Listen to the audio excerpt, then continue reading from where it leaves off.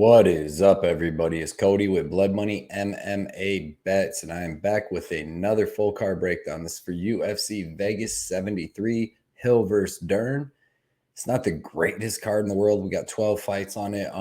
It's a fill-in main event. This was supposed to be on the fight card last week. This fight was a 3-round fight, but now it's a 5-round fight between Dern and Hill. It'll be a decent fight. There's a couple decent fights on this card, and we'll definitely find some really good spots to bet on. But first things first, everybody hit that like and subscribe button for me, please. Leave a comment, help the channel grow. The Discord, my Layer Cake Discord, is up and running. It's free. The link will be in the description. We're on there on fight cards talking. We talk during the week about different bets, and got a bunch of different smart people in there that give you different bets on all different kinds of sports. It's super fun. Patreon's up and running. It's $10 a month. You'll get early bets. You'll get my DraftKings lineup. You'll get my 10 best bets. You'll get the Layer Cake Progressive Parlay. Bunch of stuff that goes into it. It's super fun. It's just a way to support my channel. My picks are still free on Instagram and Twitter and on here. And man, I've just been super busy with work and stuff lately that I didn't even get to get an official bets video out. I hope most people that watch on here also are on my Twitter and Instagram. And I post the bets for the week, but I will get better at dropping official bets video on Friday for sure. But yeah, we're gonna do a quick recap of UFC Vegas 73. And then we'll get right into our what was it, Vegas or UFC Charlotte. Then we'll get right into this Vegas 73 card. Sorry, I'm a little behind, man. I had to work 12 hours today. Sunday had Mother's Day, so I'm just behind. That's why my video's coming out so late. But I promise it will still have the good picks. So let's do a recap of terrible UFC Charlotte, man. I went 1-4 for minus 9.7 units. Anything that could go wrong did go wrong. My one winning bet, which was my biggest and most confident bet, was Williams parlay. Ulberg did exactly what I thought he would do to get the win, and Williams' fight was a little bit tougher than I thought it was going to be, but he still got the win. 4 losing bets, man. I had Gary by decision, and then I had the Gary fight goes to decision. I had bet that first, and then I just didn't like a lot of other bets on the card, so I decided to double down and put Gary by decision, because I thought that Rodriguez was super durable, and he usually is, but he could not block a head kick and got finished. Third losing bet was Morono Kim over 2.5 rounds. That was a $650 swing. So, this could have been a decent little loss, but instead it was huge over the knee and the girl quitting, and terrible, man. Terrible. Fourth losing bet was Ulberg Williams McGee. Terrible bet. Court McGee's chin was gone.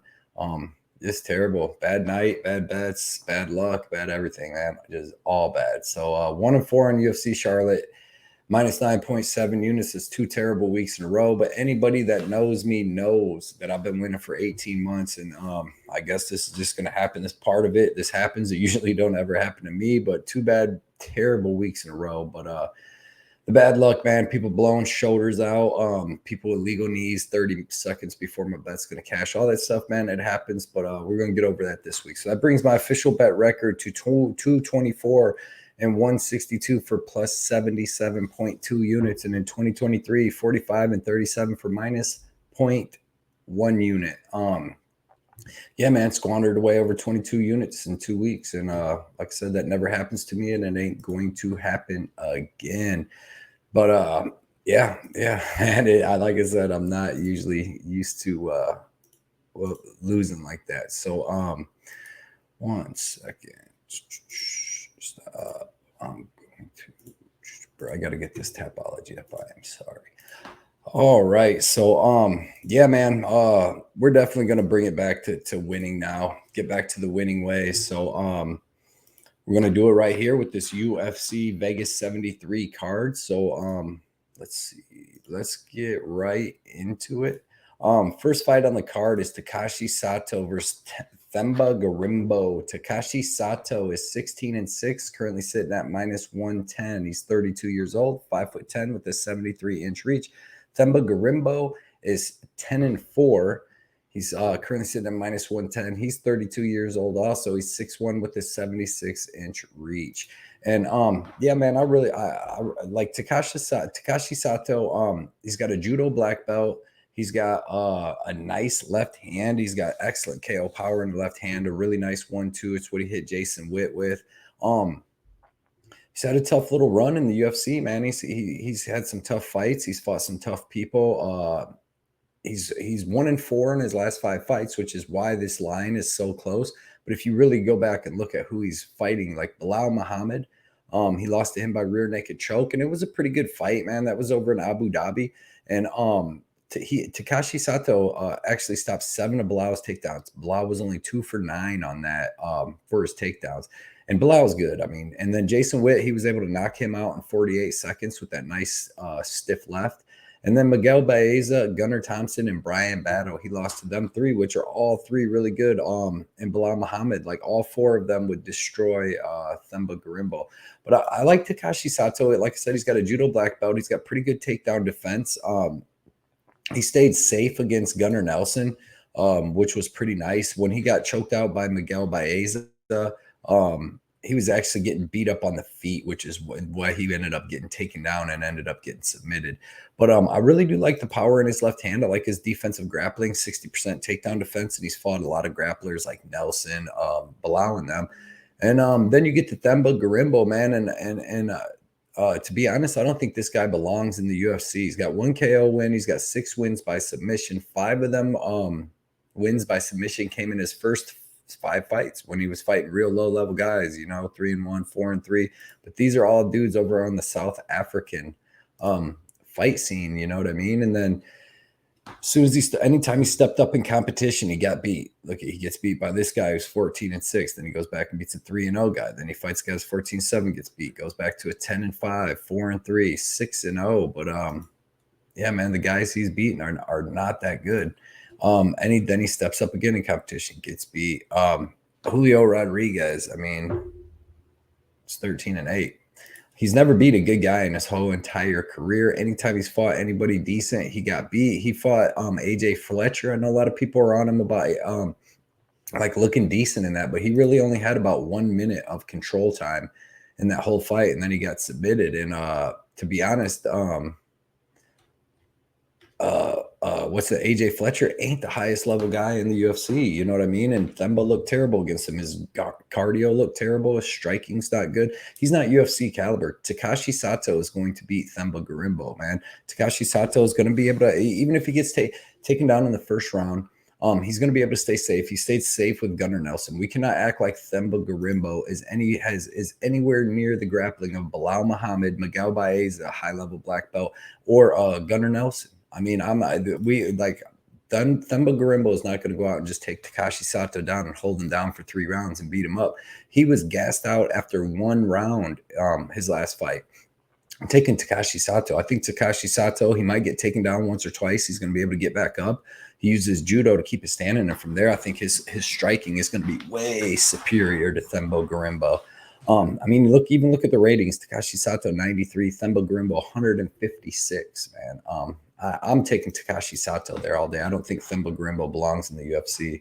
I don't know who he ever beat to get into the UFC, to be honest. Next fight is in the I'll skip up to it. Is in the women's flyweight division. We got Victoria Leonardo versus Natalia Silva, and I'm gonna be quick on this, man. I think Natalia Silva is better everywhere. She's currently sitting at -1,000. She's a phenomenal athlete. She's very explosive. She's very good everywhere. She's got good judo throws. She's got excellent takedown defense. She's got phenomenal striking, kicks, punches, spinning stuff. It's super powerful. She's finished 11 of her, I believe it's 11 of her 14 wins. Yep, she's finished 11 of her 14 wins, and she's finished her last 6 of her last 7 opponents. And the only one that survived was Jazz Dervicius, and she is super tough, and she took a real big beating, in that fight. And Victoria Leonardo is just not that good. She's got a decent cage grappling. Her striking's not that good. Her grappling's okay, but she's not going to be able to use it here. She's been stopped in all 4 of her losses. The other one was in kickboxing, but she's been stopped in all 4 of her losses, and that is going to continue here. Natalia Silva is going to be able to win this fight wherever she wants. I'm actually going to predict the armbar win or a submission, because I think Victoria Leonardo is going to try to grappling a lot, and I think Natalia Silva is going to be able to reverse the takedown. She's going to get on top and either ground and pound Leonardo until she gives up her back, and then I think she gets the armbar or the rear naked choke. Next fight is in the men's 155-pound division. We got Chase Hooper moving up to the lightweight division. He's fighting Nick Fiore. Chase Hooper is 11-3-1. He's currently sitting at about like plus 115. 23 years old, 6'1" with a 74-inch reach. Nick Fiore is 6-1. He's currently sitting at about minus 130. 25 years old, 5'10" with the 72-inch reach. So Chase Hooper, man, we know him, dude. No, he doesn't have any striking. He doesn't have any striking defense. He doesn't have any wrestling. He's got really good cardio. He's got really good toughness. He's got really good scrambles on the ground, and he's got good ground and pound on the ground. Not standing up, but on the ground, he's got good elbows. He's able to land the ground and pound, which makes people give up their backs, where he can get submissions or even the TKO, like against Felipe Colares, RIP. But Nick Fiore, it's hard to watch real tape on him. He's fought Jay Ellis twice in his pro career, and all the other guys he's fought have been lower level. You can watch him fight Mateus Rebecki. That's where you're going to get all your information. And it looked like he had pretty good striking, like not great, but definitely better than Chase Hooper's. He had decent boxing, okay wrestling. He was able to take Rebecki down in the second round, so showed some good wrestling. And then good toughness, decent cardio. And this is going to be a super good fight, man. I mean, both these dudes are black belts in jiu-jitsu. Both are good scramblers. I'd say Fiore has a little bit better striking, but I don't think this stays striking for long. I think both these guys like grappling. It's going to turn into a grappling match between both of them. And it's going to be really, really close, man. I'm going to say Nick Fiore wins just because maybe he lands the bigger shots when they're standing and the ground game's back and forth. But, man, I'm not confident at all because Chase Hooper, even though he's going up to 155, he's going to be the bigger guy here. And I think in the grappling, he's going to be able to push a pace like he does, man. And if Fiore can't keep up, he's going to get finished. He's going to, or at least get beat up real bad. Because, I mean, he didn't get finished against Rebecki, but Chase Hooper brings it. Rebecki's bringing power and damage, where Chase Hooper's bringing damage with that stamina, with that pace. So, give me Nick Fiore. I'm going to say that, like I said, he lands bigger shots standing up, and then the ground's about even. So give me Nick Fiore. Give me him by decision. I think both these dudes are pretty tough, and neither one's going to submit or choke the other one out. Next fight is in the, men's 170-pound division. We got Orion Cosce versus Gilbert Urbina. Orion Cosce is 8-1. He's currently sitting at minus 120. He's 5'11" with a 71-inch reach. Gilbert Urbina is 6'2". He's currently sitting at minus 110. 27 years old, 6'3" with a 74-inch reach. So you see Urbina's 4 inches taller with 3 inches of reach. Orion Cosce, man, he's a wrestle boxer. He's got good boxing. He's got powerful striking. More powerful, in that first, second round, but he loses a little steam. But he's got good wrestling, decent wrestling. He can use it. It's part of his arsenal. Decent grappling, but he's got really good ground and pound, man. He does seem to slow down after the first round, but he keeps pushing through it. Even when he's tired, even, against Philip Rowe, he looked real gassed, and he took a beating for a round and a half after that. But he had Rowe hurt really bad in that first round. And then against Blood Diamond, he slowed down a little bit in that fight too, but he fights through it and gets the takedown when he needs to get the takedown. Gilbert Urbina, you've seen him on The Ultimate Fighter. If you go back and watch some other tape, you can even see him while fighting Sean Brady outside of the UFC, and he had a couple other decent fights outside of the UFC. He's got pretty good striking. He's real tall. He's real long. He's got decent wrestling. He's got pretty good grappling, man. Real long, tall grappling. Likes to hit submissions. He's only got 1 KO, 2 submissions, 2 decisions. You've seen on the Ultimate Fighter, though, when he fought Tresean Gore, and he was knocked out kind of with jabs, man. It made it look like his jaw could be suspect, but that was also up a weight class at 185. He's coming back down to 170 for this fight. Yeah, man, tough fight with Sean Brady. He's rear naked choked a couple people. And if Orion Cosce gets tired and shoots in a sloppy takedown, Gilbert Urbina could definitely take his back and win this fight. But I'm going with Orion Cosce to win this fight, man. I think Orion Cosce is going to be able to land big shots. He's more durable than Urbina from what I've seen for sure. I've seen Urbina get finished twice out of his last 3 fights. And Cosce, man, he took a beating from Philip Rowe. Philip Rowe's no joke too, man. He hits hard. So I'm going to say Orion Cosce's able to land some big shots in the striking, maybe even get a finish there, but the striking's back and forth. But I think when this fight goes to the ground, it's going to be Cosce on top and landing big shots, dude. And I just think he's more durable, too, than Urbina. So give me Orion Cosce, and I'll take him. I'm going to take him actually by like third round finish, man. I think he can just, they go back and forth that first and second round as Urbina wears down. You seen Battle was able to finish him. I know that was short notice, but the dude's finishable, man. That's just a fact. So should be a decent fight, but yeah, man. I got to take, I mean, I have to take Cosce, man. I like his UFC experience. I like all that. We've seen what he's been doing. He got a little better in that last fight against Blood Diamond. So next fight is in the men's heavyweight division. We got Ilir Latifi versus Rodrigo Nacimento. Ilir Latifi is 16-8, currently sitting at plus 150. He's 40 years old, almost 41, 5'10 with the 75-inch reach. Rodrigo Nacimento is 9-1. He's currently sitting at minus 190. He's 30 years old, 10 years younger, 6'2 with the 80-inch reach. So Nacimento's 10 years younger. He's going to be 4 inches taller with 5 inches of reach. Ilir Latifi, man, if you've been watching him UFC for a long time, he's been in UFC forever. He was down at light heavyweight where he usually used to look pretty decent, looked like he was roided up a little bit, and then now he's moved up to heavyweight where he's looked, a little decent. He's a wrestle boxer. His boxing's okay. He's 1-2 shots at a time. He doesn't really throw with crazy power, but he looks like he would. He looks like he would hit you with them sledgehammers, but he really doesn't throw with too crazy a power. Decent wrestling, like I said. He was a standout wrestler in Sweden on the national wrestling team back in the day and stuff. He had that win over Alexei Oleinik where he retired after the fight, and he should have because that was a terrible fight. Both of them were out of shape. Basically, Latifi just took him down, stayed safe, stayed on his chest the whole time, threw 14 punches the whole fight. It was terrible. I thought he lost against Tanner Boser. He almost got finished in the first round in that fight, but Tanner Boser has no takedown defense whatsoever. So yeah, man, Ilir Latifi is basically a one-shot punch-throwing wrestle boxer that has been fighting guys recently that like Boser and Alexei Oleinik, who have no takedown defense. Oleinik doesn't care if he gets taken down, and Boser has no takedown defense. Coming to fight a big dude like Nacimento, who's a BJJ black belt. He's a grappler by trade. Good wrestling from what I've seen, offensive wrestling. And if your offensive wrestling is pretty good, usually your defensive wrestling is going to be decent. But he's got good hands. You've seen in this fight with Alan Badeau. Can't stand this topology shit. You seen in his fight with Alan Badeau where he was getting he got caught with a couple decent punches in the first round and was able to beat Badeau down, standing TKO in the second round. He was able to beat up Dante Mays and then take him down and choke him out in the second round. And then he looked good against Tanner Boser, man. It was a good fight, back and forth. 1 second.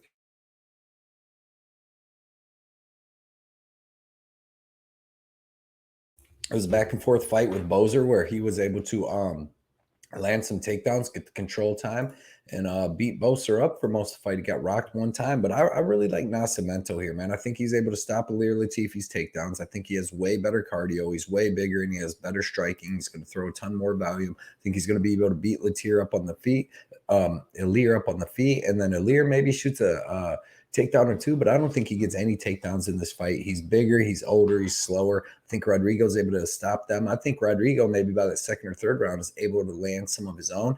He pushes a crazy pace, and he's constantly going for the finish, whether it's on the feet or on the ground. So give me Rodrigo Nacimento, and I think he finishes Ilir Latifi in that second or third round. Once Ilir starts slowing down, I think he starts taking over. Next fight is in the women's strawweight division. We got Karolina Kowalkiewicz versus Vanessa Demopolis. Karolina, is 14-7, currently sitting at minus 150. She's 37 years old, 5'3" with the 64-inch reach. Vanessa Demopolis is 9-4, currently sitting at plus 125. 34 years old, 5'2" with the 59-inch reach. So you see that Karolina is going to be 1 inch taller with a 4.5-inch reach advantage. Karolina, yes, she's getting older. she's, looking a little better recently because she's getting these easier fights. She was on her fight losing streak, but she's fighting the best girls in the world. She's been in the UFC for like 8 years now, and she's fought the best girls in the world. At first it started off going good, got a win over a Rose Namajunas almost 8 years ago, and then took a couple losses, had a couple decent little wins, and then took that 5-fight losing streak. But she fought the best girls: Jessica Andrade, Waterson, Grasso, Jan. The Panay loss is not the best girl in the world. That's a bad look. But then she got an old Herrig and, an old kind of one-dimensional Silviana Gomez. But Karolina, she's got decent Muay Thai kickbox, Muay Thai striking. She's got good offensive and defensive grappling. She's got good cardio and good toughness, but she can get caught with punches recently. And she's just not very dangerous at all anywhere. Vanessa Demopolis, I was actually very impressed with her in the Maria Oliveira fight, man. She was able to push through some tough times. She got hurt with a body kick in the third round, and she was still able to push through that. She landed a couple, at least one big knockdown that I can remember. And then she was able to land some takedowns on her too, man, and fought through some tough adversity against a big, strong, physically strong, explosive girl and got that win. She looked okay, decent against Jinyu Ferreira, and was able to get that win, and then was able to armbar Savannah Gomez after getting her head knocked off with the first punch landed.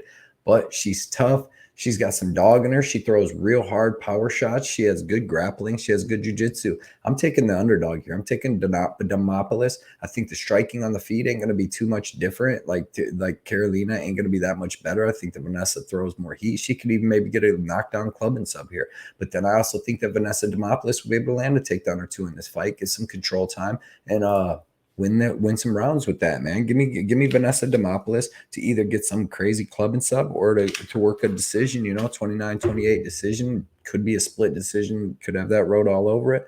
We will see. Next fight is in the women's strawweight division.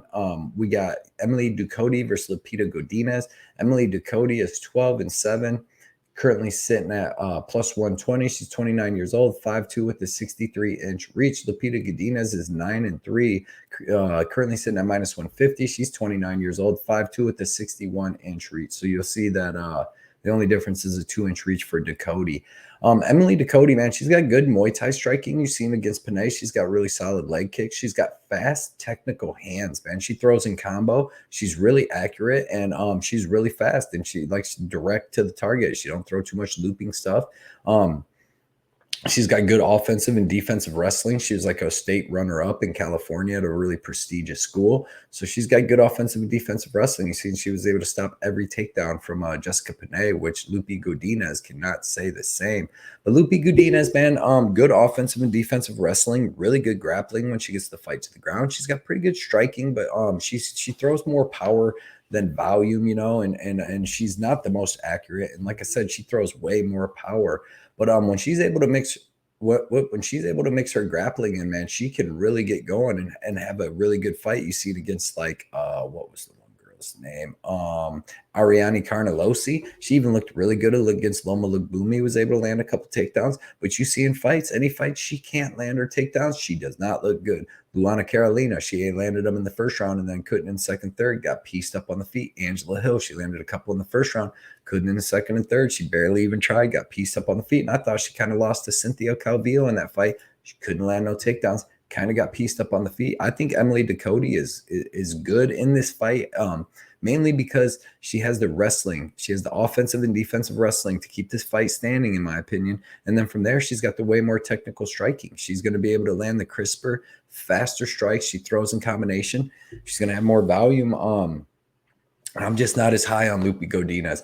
I'll tell you this right now. Here's how you want to bet Lupita. If you know she can out-wrestle a girl, for sure, bet Lupita Godinez, because she'll come out and she'll ragdoll her and out-wrestle her. But if she can't, and it just turns into a striking match, you better believe it's going to be really close, because she's not that powerful to where she's going to pull away with just her striking. I like Emily Ducote here. Also, Lupi's on short notice. She's always coming in on some short notice fights, and she usually pays for it a lot, and I don't think that this fight's going to be any different. So give me Emily Ducote as an underdog. Next fight is in the men's 170-pound division. We got Andre Fialho versus Joaquin Buckley. Andre Fialho is 16-6.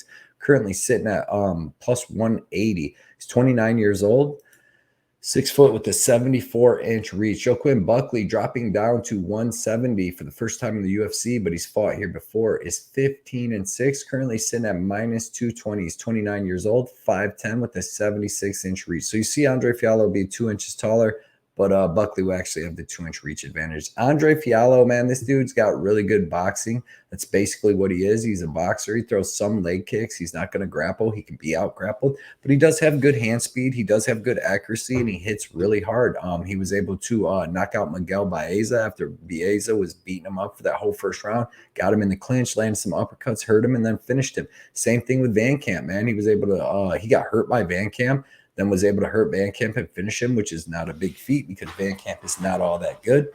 And the Baeza win was good, but I don't want to say it was lucky, but it's just Baeza, man. If his chin wasn't shot, dude, he would be so good. And if he just used more of his grappling, he would have been way better too, because your chin shot, so we'll grapple some. But instead, he wants to strike with Chaos Williams and all these dudes that are just straight up strikers. But yeah, man, but then when he stepped up a little bit, to Jake Matthews put on a striking boxing clinic on him, was able to just counter strike him the whole time and beat him down, dude. Ended up finishing him with the right cross. And then Muslim Salikov was also able to beat him down. He landed a good shot on Muslim and hurt his eye in the second round. But other than that, man, it was basically Muslim hitting him with big shots, spinning kicks, everything, working his body, stumbling him with every shot that he hit him with. Then you got Buckley, man. He's coming off a couple losses too. He was knocked out by Chris Curtis after looking really, really good against him. He got knocked out by him, and then he had a really good fight with Nasruddin Imavov. But these are two like top 15 middleweights, man, that are really good. Then he had that win over Albert Duraev, who is a top 15 middleweight and is a good striker and wrestler, man. And the win over Abdul Razak Al Hassan is aging really well. So Joaquin Buckley, man, he's got really good boxing. He's got really good movement, head feints, speed, explosiveness, power. You've seen him knock out, like I said, Duraev. You've seen him knock out Arroyo, Jordan Wright, Impa Kasagane with one of the crazier knockouts in UFC history. He's very explosive. He's got good kicks. He's got wrestling in his back pocket if he needs it. He's going to have more cardio than Fialho. He's going to hit harder than Fialho. I believe he's more durable than Fialho, even though both these guys have been stopped, man. It's like Fialho gets hurt with every shot he's getting hit with. Buckley's just getting hit with big shots by big dudes up at middleweight, and that's just what happens. But I'm going to take Buckley here, dude, to get this win and get the finish in that first, second, or third round, probably first or second round, because these dudes are going to be going at it. But I like Buckley here, man. I think he's going to be a little bit faster. I think he's going to hit a little bit harder. And I think he's just way more well-rounded. And he's going to get Fialho out of there at some point. And then he's going to hopefully make a run here at 170. I want to see where he can go with this. Next fight is in the men's 155-pound division. We got two legends, man, two old school fighters. We got Michael Johnson versus Diego Ferreira. Michael Johnson is 21-18, currently sitting at plus 120. He's 36 years old, 5'10" with a 73.5-inch reach. Diego Ferreira, 17-5, currently sitting at minus one, or he's currently sitting at minus 150. 38 years old, 5'9" with a 74-inch reach. So everything's about the same. Michael Johnson, 1 inch taller. Diego has half an inch of reach. Michael Johnson, we've seen this dude forever, man. Great boxing, southpaw boxing, excellent hand speed, excellent power, super fast and accurate. He has really good takedown defense, 80% in the UFC, and that's fighting dudes like Khabib. Mostly everybody that he's fought has tried to take him down because that you don't want to be standing with him, man. He hurts everybody. He hurt Justin Gaethje. They had one of the best fights ever. He hurt Khabib. He knocked out Dustin Poirier. He beat up Tony Ferguson back in the day, man. Edson Barbosa he beat up. Andre Fili he's got wins over, man. He had a little downtime, he had about 2-3 years of just, bad losses, but he's made a career resurgence. He should be on a 3-fight winning streak, knocking out Patrick. He beat Malarkey. I bet Malarkey in that fight, and I thought Michael Johnson beat him in that fight. And then he had a nice win over Mark Diakase where he was able to shut down all his takedowns because Diakase ain't a natural wrestler, and was able to beat him in the striking by just landing the harder shots, definitely landing the counter shots, and just using all the experience and pro tips and experience that he's used his whole career to get good wins over quality fighters. He's fighting Diego Ferreira, man. My internet's slowing up. He's fighting Diego Ferreira, who's a submission specialist. He's a BJJ like 3rd degree black belt. He's got decent striking too. You see, he's only got 3 KOs. He's got 7 submissions and he got 7 decisions. So it's not like he's some killer, where if he takes you down, you're getting finished right away. He's got a lot of decision wins. But he's on a 3-fight losing streak, but he's fought some of the best people, in the division: Gamrot, Gillespie, and Dariush, which he got finished in the last 2, but it was still really good fights. The Dariush fight was really good, back and forth. All them guys were trying to take him down though. The fights that he won against these 2 Russian dudes is because he was able to stop the takedowns, kept the fight standing, where he was able to win the striking battle against dudes that were more wrestlers and strikers. He's got some good wins in his career. He's got good losses. All his losses, he's got 5 losses in the UFC. 4 of them, I believe 4 of them, besides Gillespie, are to lefties, which Michael Johnson is a lefty. You got Gamrot's a lefty, Dariush, he's lost 2 twice to lefty, and then Poirier, who's a lefty. So that's another stat that I really, really like. But man, this fight's gonna be really good. But I'm gonna definitely go with my boy. I'm gonna go with Michael the Menace Johnson. You see my Face Meets Fist. You see the Michael Johnson, man. Everybody go check out Face Meets Fist. This is on Instagram. Tons of cool fight shirts like this. If you want some really cool fight gear that nobody else has, go check it out. Michael Johnson will be wearing these shirts this weekend. All kinds of stuff, man. But yeah, man, I'm going with Michael Johnson. Diego Ferreira, 38 years old. Hasn't really been looking good lately. He hasn't fought lately. He hasn't fought in about a year and a half.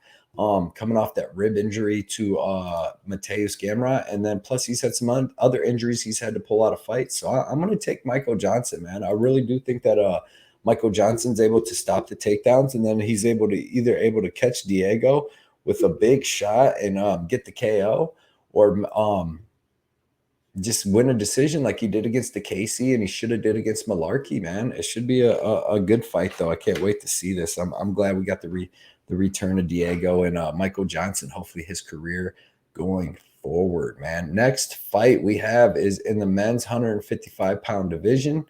Man, my internet is messing up for some reason. We got Maheshate versus Viacheslav Borshchev. Maheshate, good striker, young kid, 23 years old, 9-2, currently sitting at plus 140. 23 years old, 6 foot with a 71-inch reach. Slava Claus is 6-3. He's currently sitting at minus 160. 31 years old, 5'11 with a 69-inch reach. So you see everything about the same. Maheshate's 1 inch taller with 2.5 inches of reach.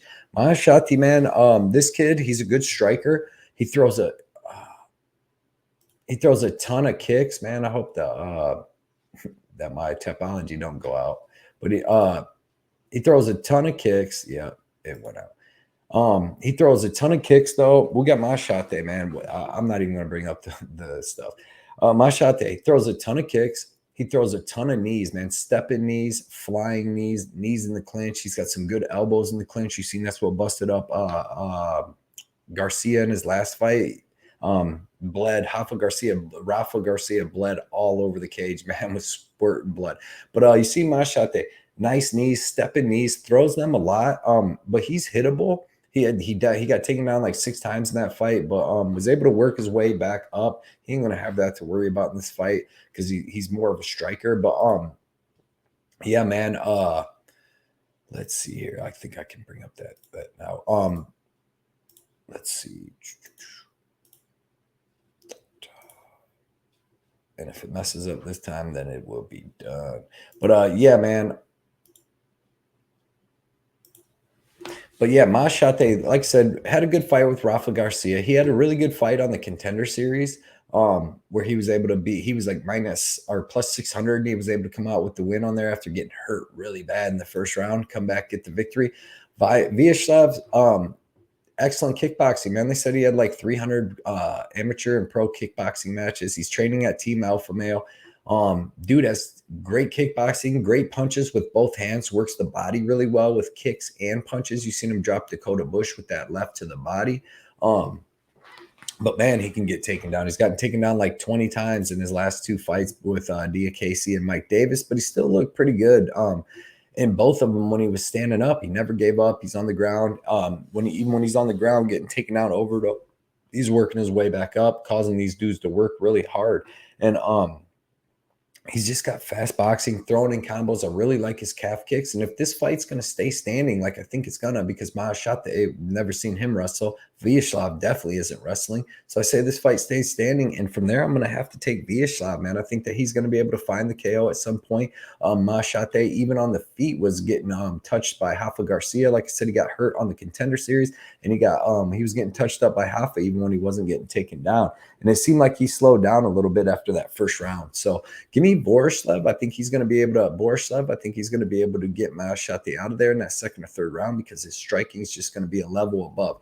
One thing I will tell you, though, to look out for, and the main reason why I didn't bet Viacheslav is because I seen him. He got hit with a knee in the clinch by Mike Davis that dropped him and hurt him really bad in the first round of that fight. And he also got hit with a knee against Dakota Bush that rocked him for a second in that fight, and coming out of the clinch. So that worries me here, because Maheshate throws really good knees, and he throws them from weird angles, and he throws them all the time, just stepping knees. So that was one thing that worried me. If Maheshate gets the win, mark my words, it will be by a knee, man. Some type of step-in knee or something that he would just catch Viacheslav with. But I'm taking Borshchev to get the win by KO in that second or third round. Next fight is the co-main event in the men's 185-pound division. We got Edmund Shabazian versus Anthony Hernandez, and this is going to be a really good fight, man. We got Edmund Shabazian 12-3, currently sitting at plus 190. He's 25 years old, 6'2" with a 74-inch reach. Fluffy Hernandez 10-2, currently sitting at minus 240. 29 years old, 6 foot with a 75-inch reach. So about the same height, same reach. Shabazian 2 inches taller. Hernandez 1 inch of reach. Shabazian, man, this kid was supposed to be the future champion, the golden boy. Looks so good at the start of his career. He had 10, I believe he finished his first 10 opponents, all of them in the first round. Look at that, 40 seconds, 30 seconds, 1 minute. He trained with Ronda Rousey. Was already, getting a lot of attention even when he was just a young kid, like 15, 16. Ronda would have him on there when she was doing her judo practicing for before the UFCs, when she's doing like press conferences, he would be there with her. But last good win, man, was his he knocked out Ducote Lungabula, but his last real good win was over Brad Tavares back in 2019. But then they sent him to the Wolves, man, with Derek Brunson, Jack Hermanson, and Nasruddin Imavov, when this kid's like 23 fighting Brunson, who was a grizzled vet at the time and in the middle of his win streak. But Shabazian, dude, has really explosive striking. He has really good fast hands with KO power, man. Fast, powerful overhand and straight right. He's finished 11 of his 12 wins, 10 of them by KO. Super fast, super explosive. He can knock you out with every limb. He can knock you out with his left hook, with his overhand right, with his lead left leg kick to the head, which is what he knocked Tavares out, or his back leg, man. He's knocking you out with anything. Super tough, super durable, but the only problem is that when he stepped up and fought all them bigger, better guys, he would get out grappled. They would survive his striking in the first round, and then they would wear on him with grappling and able to either get him out of there or get the dominant win like Jack Hermanson was. Fluffy Hernandez, though, he's not going to be able to really challenge Shabazian on the feet at all, but where he will shine is in his wrestling and grappling and cardio, man. This guy lands like 6-7 takedowns. He lands at least 6 takedowns per fight. His cardio is nonstop. So what he's good at is he gets you in the clinch. He's not really shooting a double or single leg or a blast double. He likes to get guys in the clinch up against the cage where he's going to be beating you up, going up to the head, and then he'll drop down, change levels. You defend that. He comes up, throws some more shots to that, drops down, change levels, gets you down. Maybe you get back up, but then he's just going to keep doing the same thing. Wash, repeat, get you down, tire you out. And he was even able to finish Marc-Andre Barriot, who's a savage, man, but he was able to wear on him and finish him in the third round of their fight. But Marc-Antonio Barriot did hurt his rib in that first round. You could see him grabbing at it in that first and second round before he was able to get beat. Had a good fight with Josh Fremd on short notice, was able to finish him. And he's famous for choking out Rodolfo Vieira with the arm in guillotine choke, where he was getting beat and held down in that first round. And Vieira just choked him out. But see, what's worrisome to me here is Kevin Holland and Marcus Perez and Jung Young Park. If you go back, all right, Marcus Perez was beating him up and then was able to hurt him to the body, and then he ended up getting him to the ground. That's when he anaconda choked him out. Jung Young Park hurt him to the body, but he was able to survive and actually come back and get the win there because he does have good cardio and good toughness, and he was able to out-tough Jung Young Park. And then Kevin Holland hurt him to the body within like the first, he knocked him out 39 seconds, hurt him to the body. Like, I don't think Anthony Hernandez takes punches well to the face or the body is what I'm trying to say, man. I've seen him get hurt in all three of them fights, and now he's been back. He hasn't been fighting really dudes that are power punchers. He was able to just out grapple Mark Antonio Barrera, and when he hurt his rib in the first round after that, it was just, he just dominated him. But this is going to be a really good fight, and it's going to be a tale of two fights, man. Either Edmund Shabazian is going to be able to go in there and get him out of there in that first or second round, or Fluffy Hernandez is probably going to be able to start taking over. But the thing is, I don't think Fluffy Hernandez has a good enough wrestling to just go in there and take Shabazian down right away, man. Shabazian was stopping Derek Brunson's wrestling for the first round and a half, almost 2 rounds before Brunson was able to start getting him down with about a minute and a half left in the second, started beating him up a little, and then continued it in the third where he was able to get him out of there. But I don't know if Fluffy Hernandez is going to be able to do that. So I'm going to take the big dog here, man. I'm going to say Edmund Shabazian because I've seen Hernandez get hurt really bad in 3 straight fights with body shots and headshots. I'm going to say that Shabazian's able to catch him with some, because that's what Shabazian does, man. I'm going to say that Shabazian's able to stop the clinch, stop the takedowns, push Hernandez off the cage, land some big shots, and get Fluffy out of there in the first round. I think Shabazian gets Fluffy out of there in the first round, man. So give me Edmund Shabazian. I like the under, and then I like I said, Shabazian, but you can get him at like plus 220, so that's a good number. Next fight is in the main event in the women's strawweight division. We got Mackenzie Dern versus Angela Hill. I broke this down already one time, but I'm going to do it again. Mackenzie Dern, we'll go 12-3, currently sitting at minus 180, 30 years old, 5'4" with a 63-inch reach. Angela Hill is 15-12, currently sitting at plus 155, 38 years old, 5'3" with the 64.5-inch reach. Mackenzie Dern, world-class jiu-jitsu. If she gets you to the ground, most girls other than Jan, who is able to survive somehow, Dern gets you to the ground and she's going to finish you, man. She's got really aggressive jiu-jitsu where she's looking for the submissions at all times. She's transitioning, setting you up for arm bars, 3 moves out that you don't even know it's coming. She doesn't have the best wrestling to get the fight to the ground, though. That's one of her main problems. Her striking's getting better. She's working with Jason Perillo, and her striking's been looking better every single fight. I mean, she was able to survive with Jan last fight and do decent, only lose a majority decision over 5 rounds. And you've seen how tough Jan is, man. She got that split decision over Torres, which was a pretty good win. I don't know if she fully got it, but she did get it. Has that loss to Marina Rodriguez, which is starting to age bad because we see that Marina Rodriguez has no takedown defense, and still she wasn't able to exploit that. Like, Mackenzie Dern was not able to exploit that. But she has been looking way better in every fight, and if she ever does get some wrestling, she's going to be a problem. And like I said, her striking improving every single fight. Her cardio is good. Her toughness is good. And she's fighting Angela Hill, who is a super veteran, man. She's got super good kickboxing. She's a well-rounded veteran. She's got her boxing's crispy. She is nice. She's got a really crispy jab. That's what I like, her jab. She sticks that out there in girls' face the whole time. She's excellent at throwing in combo. Works the body really well, comes up from the body to the head in combo. Very, very tough, very experienced, has all the veteran tricks that you can have. She ends a lot of her punch combos with the leg kick, which I love. Her defensive grappling has improved over the years. Like, she really has improved. Her takedown defense and everything. This is going to be a really good fight, and it's really tough to pick this fight because after seeing Angela Hill getting taken down and getting beat by Verna, and her last loss was against Verna, but that was about a year ago. It's worrisome, but I don't think that Mackenzie has as good a wrestling as Verna, so I don't think she's going to be able to get the fight down.